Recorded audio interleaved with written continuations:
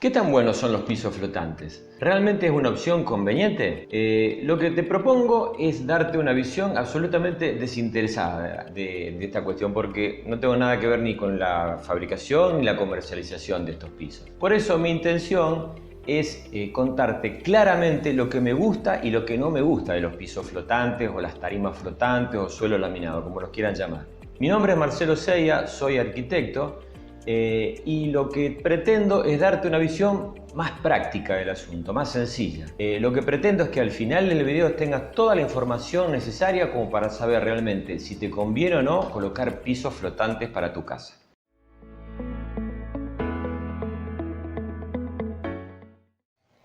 ¿Qué son los pisos flotantes en definitiva? Creo que lo primero que le llama la atención a la gente es justamente esa palabra, flotantes. ¿Flotan sobre el piso? En realidad se llama así a un piso como este que no se pega, no se fija ni se atornilla a la base de asiento. En realidad está compuesto por tablas de espesores que van entre 6 a 15 milímetros que se enclipan o se encastran por un sistema de clips justamente. Esto se apoya directamente sobre el piso existente, sea un piso de cerámica o un alisador de cemento, etc. Y para amortiguar ese apoyo se hace este trabajo a partir de esto que es una espuma de polietileno, un manto de espuma de polietileno. Esto en realidad es nada más ni nada menos que polietileno, el mismo material que se usa en las bolsas de empaque, que tiene como burbujas de aire de 2 milímetros de espesor, que sirve justamente para amortiguar ese apoyo, para que el tránsito sea más insonoro, para lograr cierta absorción y compensación de algunas pequeñas imperfecciones que pueda llegar a tener el piso, y también para lograr una cierta aislación contra la humedad. Para explicarte los pros y los contras de este tipo de pisos, tengo que hacer una muy breve descripción de cómo están compuestos. En general se considera que tienen 4 capas. La primera capa es la superficial, la superior se llama overlay. En realidad está formado por resinas que son las encargadas de darle ese acabado semimate, brilloso, en general semimate, y que son los responsables de darle la capacidad de resistencia a la abrasión o al roce. La segunda capa se llama la capa melamínica, que en realidad tiene que ver con lo que se ve. Es la responsable de la parte visible del piso, digamos la que le da textura, color y variedad. En general digamos que es la razón por la cual elegiste este piso seguramente. La tercera capa es el alma del piso, que en realidad es el soporte. En realidad los manuales hablan de que está formado por MDF o HDF. Son las siglas en inglés que quieren decir fibras de mediana densidad, fibras de madera de mediana densidad o de alta densidad. En palabras más que simples es viruta de madera, rezagos de madera que suele ser de forestación o del maquinado de la industria de la madera, que comprimen con resinas que le dan mucha rigidez. En realidad por esa razón suele decirse que es un piso ecológico.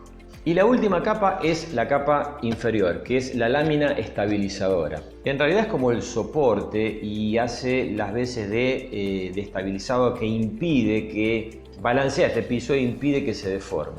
También de alguna manera, al ser una capa melamínica, lo que hace es darle una cierta resistencia a la penetración de la humedad que puede llegar a venir desde abajo.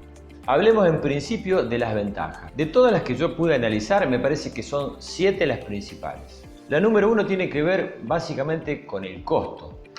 Pensemos que este tipo de pisos surgió como una alternativa más económica a los pisos naturales, con una apariencia bastante similar a la madera. De allí es que si lo analizamos y lo comparamos con un piso de entarugado, un parquet que utilice madera natural, realmente el costo es muchísimo más bajo. El segundo punto tiene que ver con la rapidez de instalación. Yo creo que junto al tema de los costos es una de las principales razones por las cuales la gente lo elige. Un colocador hábil, digamos, supongamos un dormitorio, en menos de un día te da el trabajo terminado. Así que desde ese punto de vista es una alternativa muy tentadora a la hora de reducir tiempos de colocación. La tercera de las ventajas es el tránsito inmediato. Lo que hay que tener en cuenta es que a diferencia de otros pisos, como por ejemplo puede ser un porcelanato que requiere un cierto tiempo hasta que se pueda habilitar, esto se termina de colocar y ya se está pisando sin ningún problema. El cuarto punto o la cuarta ventaja es la limpieza de colocación. Es un piso que se monta en seco prácticamente sin hacer mugre sobre el piso existente, sin obras de albañilería. Realmente es una ventaja que sobre todo las amas de casa van a valorar mucho.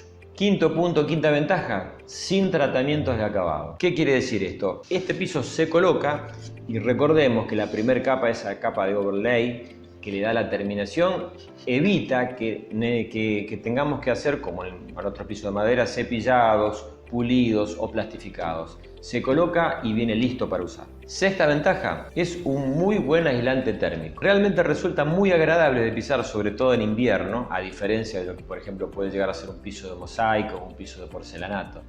Al ser de un material como es la madera o un producto de laminado de madera, lo que tiene es que es un piso que es muy cálido al uso, muy cálido a la pisada, y desde ese punto de vista también tiene mucho menos riesgos de condensaciones. Y la última gran ventaja que tienen estos pisos son las variedades y modelos que existen. Realmente hay una gama amplísima de acabados y terminaciones que en general todos buscan imitar la madera y lo logran, creo que con buen éxito, pero que en sí permiten hacer cosas que no nos animaríamos a hacer con la madera, como por ejemplo teñirla de algunos colores distintos, hacer algún tratamiento de envejecido o patinado. Desde ese punto de vista dan infinitas posibilidades de estéticas de terminación. Y vamos a hablar ahora de las desventajas o los contras de este tipo de piso. En principio la primera diríamos que no es madera. Aunque parezca una obviedad decirlo después de todo lo que explicamos, pero claramente no es madera natural. Entonces, para aquellos puristas que les gusta solamente el piso de madera, aunque lo imitan muy bien, claramente no es madera natural. El segundo punto flojo de este piso tiene que ver con su resistencia al agua. Hay que tener mucho cuidado con los derrames. En realidad, este es un piso que está hecho de materia orgánica y como tal esto se hincha, no tiene una buena resistencia a la absorción de la humedad. Entonces hay que tener mucho cuidado con los derrames. El tercer punto de contra, vamos a decir, tiene que ver con el desgaste. Si bien estos pisos vienen formulados en distintas resistencias para distintos tipos de tránsito, en general no tienen una buena resistencia al desgaste o a la abrasión concentrada. En especial, por ejemplo, de aquellos muebles que tienen patas que se mueven.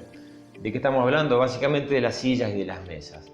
En ese caso hay que pensar que estos elementos o estas partes de los muebles rozando permanentemente sobre esta superficie van a producir un desgaste. Para minimizar esta cuestión, una recomendación sería, por ejemplo, colocar debajo de las patas de estos sillas y mesas algún trozo de fieltro o de alfombra para minimizar la abrasión o el daño que puedan llegar a producir sobre la superficie. El cuarto punto tiene que ver con las suciedades. En realidad aquí de lo que se trata es tratar más que nada que el ambiente no se ensucie tanto. A ver, ¿qué quiere decir esto? Lo que hay que tratar es reducir la cantidad de polvo dando vuelta, porque el polvo junto con el tránsito, el roce de muebles, pueden producir un efecto de lija sobre el piso, de un desgaste prematuro. En ese sentido, una buena medida puede ser instalar en la entrada de los ambientes que dan al exterior alguna alfombra de fibra natural o fibra sintética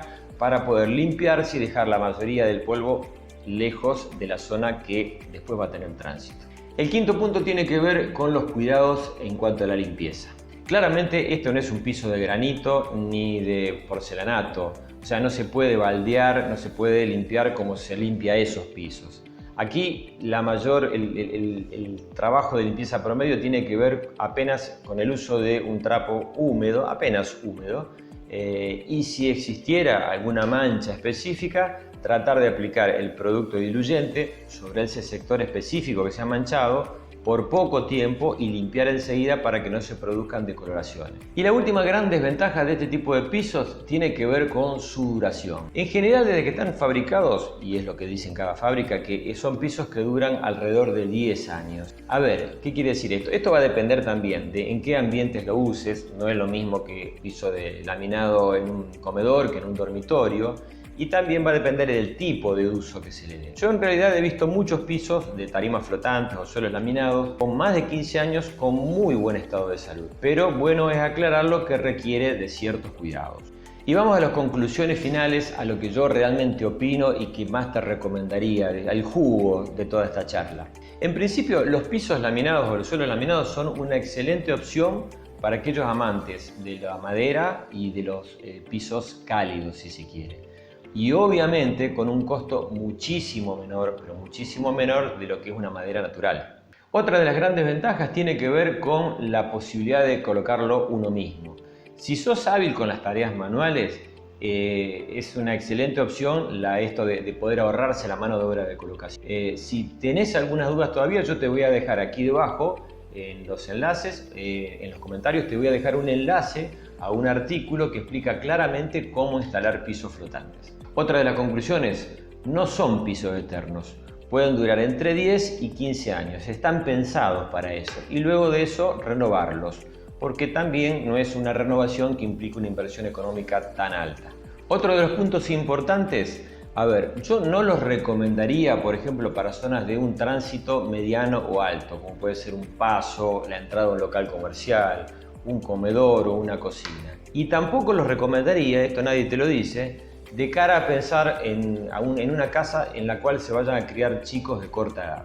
Y para el final, consciente de todas estas limitaciones en cuanto al trato que hay que darles, al tipo de cuidados que hay que darles, en general yo digo que son una excelente opción para renovar los pisos de la casa. Sobre todo por la rapidez, la ausencia prácticamente de mugre, y porque hay una variedad tan grande que realmente puedes tener en muy corto tiempo un piso ideal para renovar la cara de tu casa. Y como te había prometido, vamos a conocer el resultado del sorteo en el cual habíamos participado con los comentarios sobre el manual, los 3 manuales sobre el tratamiento de humedad, 54 consejos para combatir la humedad. Vamos a ver cuáles son los ganadores. Ponemos todos los participantes del concurso y ahí tenemos. Ganadores son Jorge Salas, Antonio Cisneros y Marcos Fernández. Bueno, les decimos a estos 3 participantes del concurso que se pongan en contacto conmigo y veo cómo hacerles llegar este manual con los tips antihumedad.